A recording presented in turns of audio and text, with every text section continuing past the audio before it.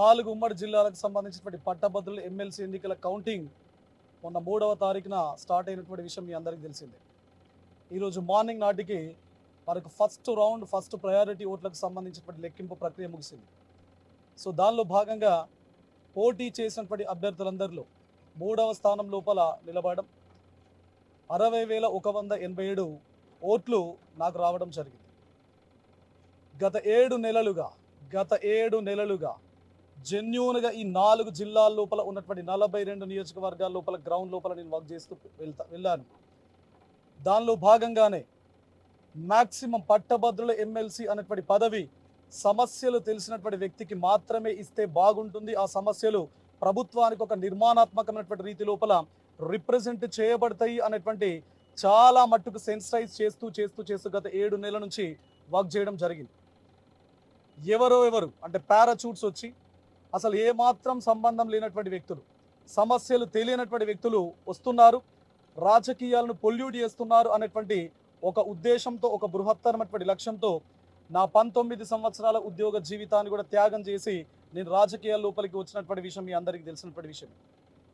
మరి దీనిలో భాగంగా ఓటింగ్ ట్రెండ్ సరళిని కనుక గమనించినట్లయితే అస్తిత్వ పోరాటం అనేది చాలా తీవ్రంగా జరిగినట్టుగా మనకు కనబడతా ఉన్నది. సిద్ధాంతాలన్నీ పక్కన పెట్టి కాంగ్రెస్ అండ్ బీజేపీ రెండు ప్రధానమైనటువంటి పార్టీలు ఒక వ్యక్తిని ఓడగొట్టడానికి సిద్ధపడ్డాయి. అవన్నీ కూడా ఓటింగ్ రూపం లోపల మనకు చాలా స్పష్టంగా తెలుస్తూ ఉన్నది. అసలు కాంగ్రెస్ సిద్ధాంతం, బీజేపీ సిద్ధాంతం రెండు వైరుధ్యభరితమైనటువంటి సిద్ధాంత వర్గాలకు సంబంధించినటువంటి పార్టీలు. అలాంటిది 1-2 వేసినటువంటి నేపథ్యం చాలా బ్యాలెట్ పేపర్స్ లోపల రిఫ్లెక్ట్ కావడం జరిగింది.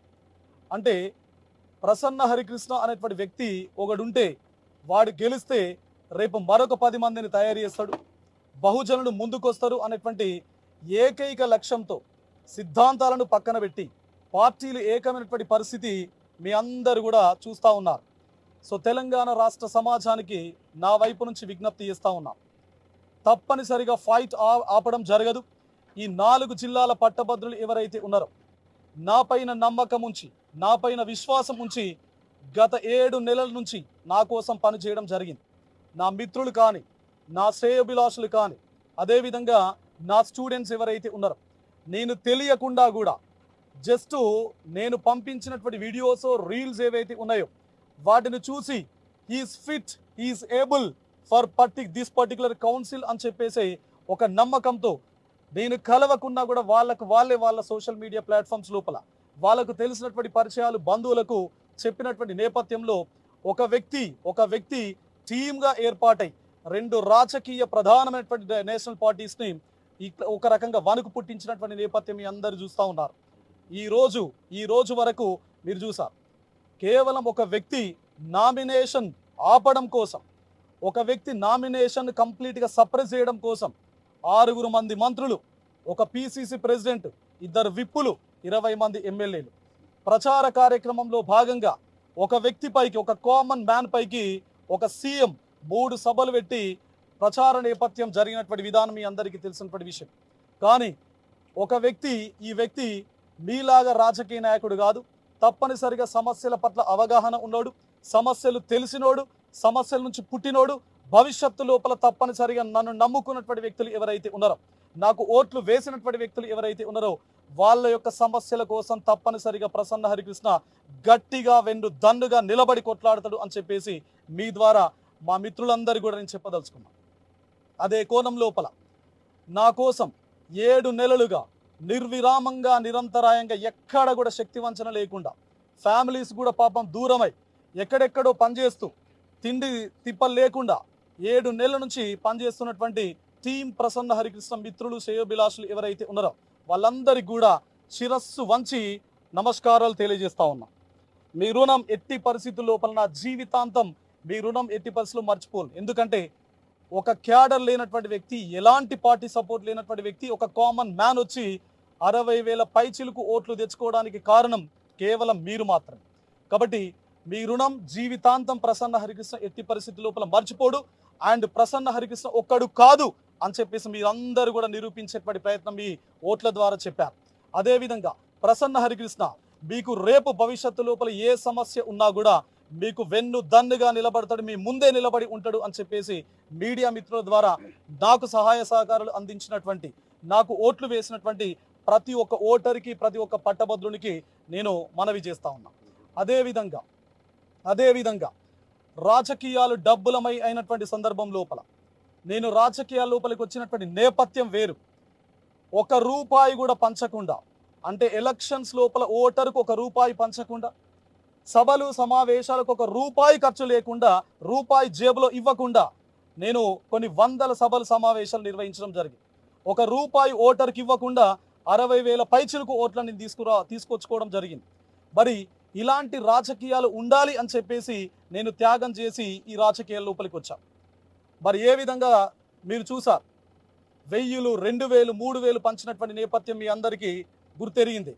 అనేక రకాల ప్రలోభాలకు గురి చేసినటువంటి పరిస్థితులు మీరందరూ, అంటే పోలింగ్ బూత్ ముందే, ఎంత దౌర్భాగ్యకరమైనటువంటి విషయం, ఎంత దారుణమైనటువంటి విషయం, పోలింగ్ బూత్ ముందే 1500, 2000 జేబులో పెట్టి పంపించినటువంటి నేపథ్యం మీ అందరికీ తెలిసిందే.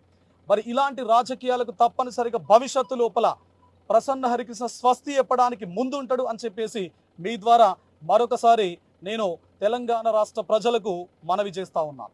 అదేవిధంగా రేపు ఎవరైతే నిరుద్యోగ సమాజం ఉన్నారో, ఉద్యోగ సమాజానికి సంబంధించినటువంటి సమస్యలు, వారికి సంబంధించినటువంటి ఏవైతే ఇష్యూస్ ఏమున్నా కూడా ప్రసన్న హరికృష్ణ ముందుండి కొట్లాడతాడు అని చెప్పేసి మీ ద్వారా నేను అందరు కూడా చెప్పదలుచుకున్నా. మరి ఈ ఓటింగ్ విధానం లోపల నా జీవితాన్ని త్యాగంగా చేసి నేను పక్కకు పెట్టి నేను రాజకీయాల లోపలికి వచ్చినటువంటి దరిమిల నా కుటుంబం నాకు వెన్నుదన్నుగా ఉంది. ముఖ్యంగా నా భార్య, అంటే ఒక వ్యక్తి ఇన్ని సంవత్సరాల ఉద్యోగాన్ని, దట్టు చిన్న ఉద్యోగం కాకుండా అంత పెద్ద ఉద్యోగాన్ని కూడా త్యాగం చేసి వస్తున్నప్పటికీ ఎక్కడ కూడా డిసప్పాయింట్ కాకుండా, ఎక్కడ కూడా నన్ను డిసప్పాయింట్ చేయకుండా నాకు వెన్ను దన్నుగా నిలబడి నా జీవితాంతం ఇప్పటి వరకు నడిచి, ఎక్కడ కూడా చిన్న డిసప్పాయింట్మెంట్ నాకు ప్రచార కార్యక్రమం లోపల ఉన్నా మీరు డిసప్పాయింట్ కావద్దు, యూ కెన్ గో హెడ్ అని చెప్పేసి నాకు ఎప్పటికప్పుడు కృషి చేస్తున్నటువంటి నా భార్యకు మీ ద్వారా ప్రత్యేకమైనటువంటి కృతజ్ఞతలు తెలుపుతా ఉన్నాను. ఎందుకంటే ఆమె రుణం నేను జీవితాంతం మర్చిపోలేదు. కాబట్టి ప్రతి ఒక్కరి కంట్రిబ్యూషన్ ఏదైతే ఉందో నాకు గుర్తుంటుంది. అదేవిధంగా 10th రోజు నేను నామినేషన్ వేశాను బీఫామ్ పైన, బీఎస్పీకి సంబంధించి. మరి బీఎస్పీ శ్రేణులు, బ్యామ్సెట్ శ్రేణులు ఎక్కడికక్కడ శక్తి వంచన లేకుండా ఈ 13 జిల్లాల లోపల కష్టపడ్డాయి. కాబట్టి ఈ 17 రోజులు వాళ్ళు కంప్లీట్గా వాళ్ళ యొక్క ఎఫర్ట్స్ ఏవైతే ఉన్నాయో ఎక్కడ కూడా డిస్ట్రాక్షన్కు లోను కాకుండా ఎఫర్ట్ను పెట్టడం జరిగింది. వాళ్ళందరూ కూడా తప్పనిసరిగా గుండె లోతుల్లో నుంచి నేను ప్రత్యేకమైనటువంటి కృతజ్ఞతలు, ధన్యవాదాలు బీఎస్పీ మా పార్టీ శ్రేణులందరికీ కూడా నేను చెప్పదలుచుకున్నాను. అదేవిధంగా నాకు ఈ ఫిట్ అనేటువంటి ఉద్దేశంతో నాకు ఢిల్లీకి పిలిపించి బీఫామ్ ఇప్పటి వరకు దేశ చరిత్ర లోపల ఒక గ్రాడ్యుయేట్ ఎమ్మెల్సీకి సంబంధించినటువంటి బీఫామ్ బీఎస్పీ పార్టీ నుంచి ఏ వ్యక్తి కూడా ఇప్పటి వరకు ఇచ్చినటువంటి నేపథ్యం లేదు. కానీ ఒక అసిస్టెంట్ ప్రొఫెసర్ త్యాగం చేసి వస్తున్నాడు, గ్రౌండ్లో పనిచేస్తున్నాడు, మంచిగా ఉన్నది, ఇలాంటి వ్యక్తులు రాజకీయాల లోపల ఉండాలి అనేటువంటి నేపథ్యంతో ఢిల్లీకి నన్ను పిలిపించుకున్నటువంటి కుమారి బెహెన్జీ మాయావతి గారికి మీ ద్వారా ప్రత్యేకమైనటువంటి కృతజ్ఞతలు, ధన్యవాదాలు తెలుపుతా ఉన్నాను.